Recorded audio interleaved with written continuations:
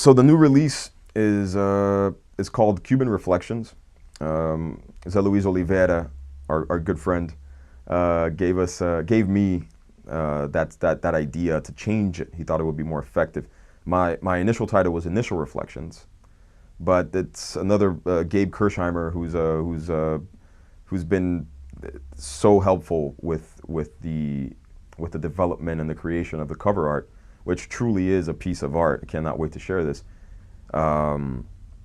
He said that it was a mouthful, so I consulted Zé, and he said you should make a Cuban Reflection. So that's the name of the record. But the record includes compositions as far back as high school, from 2000. So I consider the record, which is actually a double record. We recorded 16 songs over the period of 3 years in my home studio.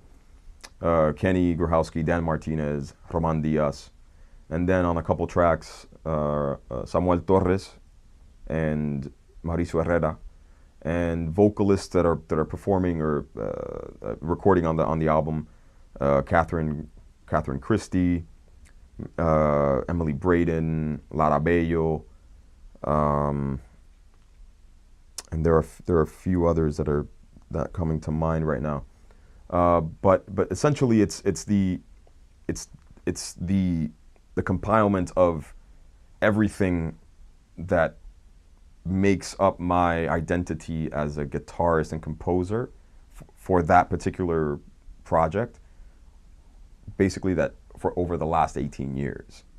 So I feel that after this I'm gonna have an open door to be able to realize and to push out more music quickly, because I have a studio and it makes recording so much easier.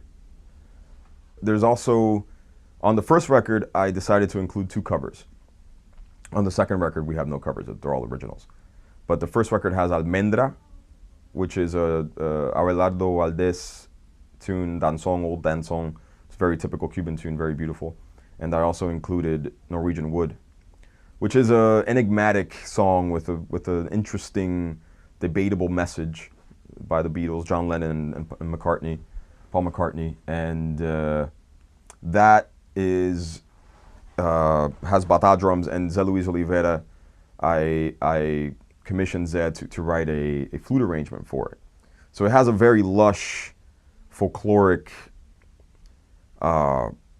mixed influence, very polar influences that are coming together to make something very unique. I need to clarify my language and how I'm describing my records, because when I say the first record hasn't been released. It's going to be released in maybe a couple weeks.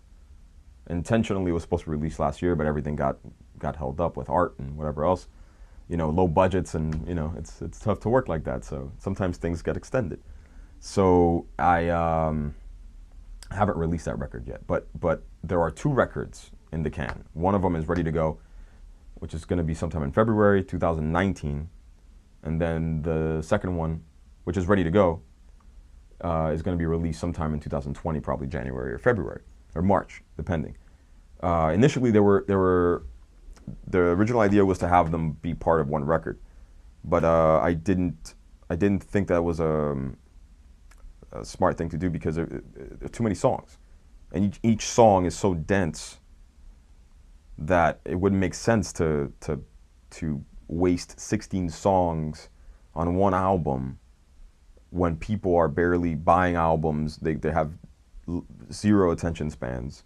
So I thought it was more effective to break them up into 2 records, and then it's an even number, 2 even numbers, 8 and 8, which symbolically even means something. And I thought it was a much more effective approach, and also ensures longevity. So I have more a product coming up. So I use this one for promotion, promotes the second record, and then in those 2 years, and now I have time to record the third record, which is already being recorded. So it took us 4 years to get it done, but now we're ahead of the game. Another person that was involved in the record is Yuri Orienci, a very good Brazilian friend of mine that I met through Zé Luis. And he's a He's an incredible engineer, and we mixed the album together.